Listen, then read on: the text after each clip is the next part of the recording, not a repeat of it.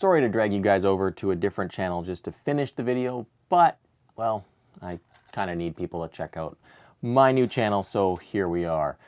We'll cut right to the chase. We're going to build a nice, strong Spectra lanyard or strap or tie-off string for our GoPro camera, and we're going to do it using some Dyneema. Now this is super strong, super lightweight, super awesome lashing string. It's called Lash It, and it's got a 500-pound breaking strength, and it's only 1.5 millimeters in diameter. That means that it'll still fit through the tie-off eye on the back of our GoPro camera, but it's going to be stronger than basically any other part of the system, so we're never going to have to worry about the string that we tied off our GoPro camera with being the weak point or breaking.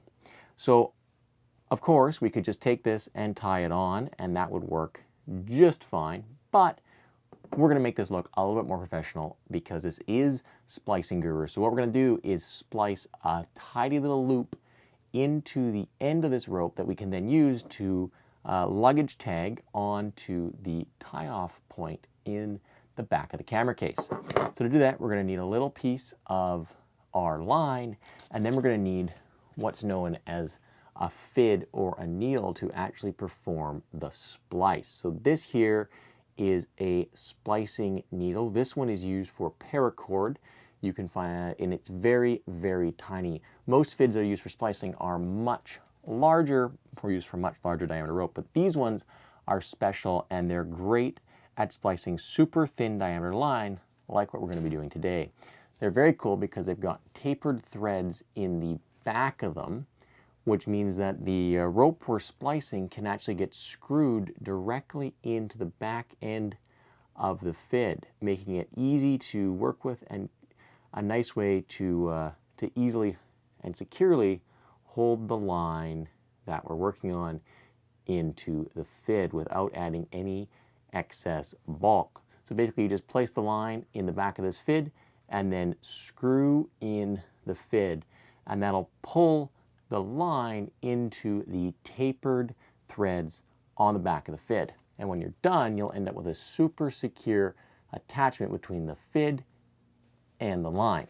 Now we're going to perform our splice. We're going to lay our line out, lay the short tail with our fid on it alongside our long tail. And then we're going to get a marker and make 2 marks. The first will be on the short tail, and the second will be where we want the other end of our loop to be. We'll put that one. We're now going to grab our fid and pass it through this second mark. We're then going to pull it until our first mark pops through that hole. So we're passing that straight through the center of the line.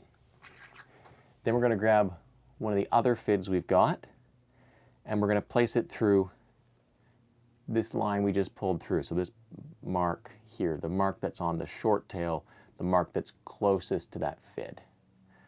Then we'll stick the long end, the long tail, into the back of this fid, and then we'll just pull it through.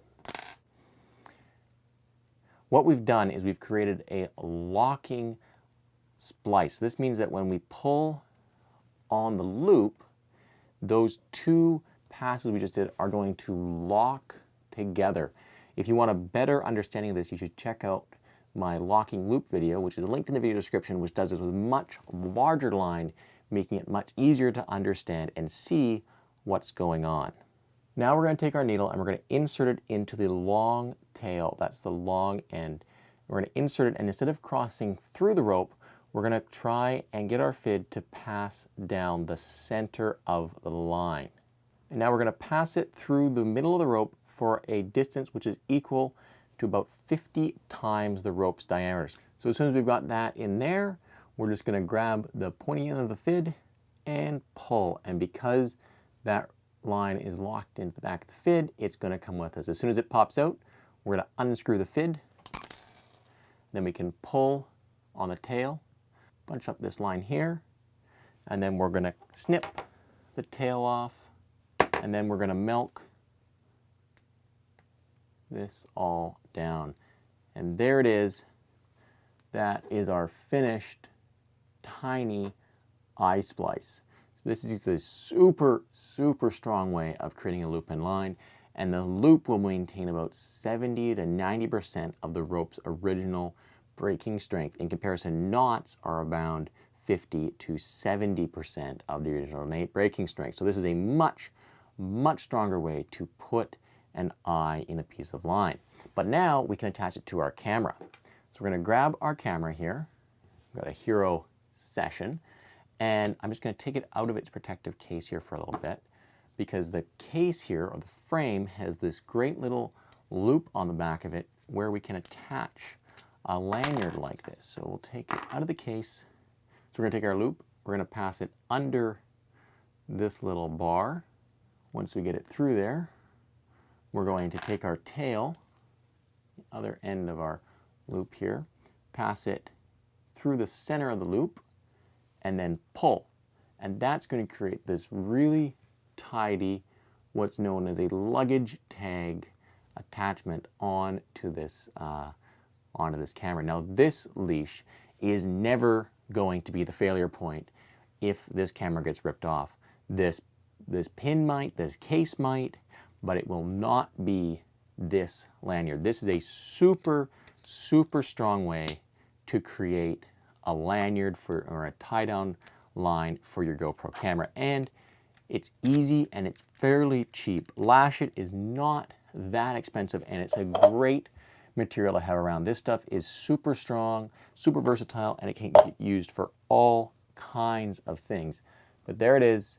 We've created a strong, versatile, actually strong lanyard for our GoPro camera.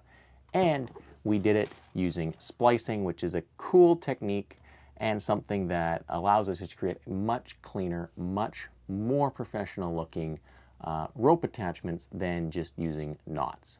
Guys, that was a video by the Splicing Guru. If you've enjoyed it, you should check out a couple of the others I've got on the channel, because there's some pretty cool stuff around here. If you've got any questions or comments, leave them down below. But most of all, thanks for coming over, thanks for checking out, and if you've got until next time, thanks for watching.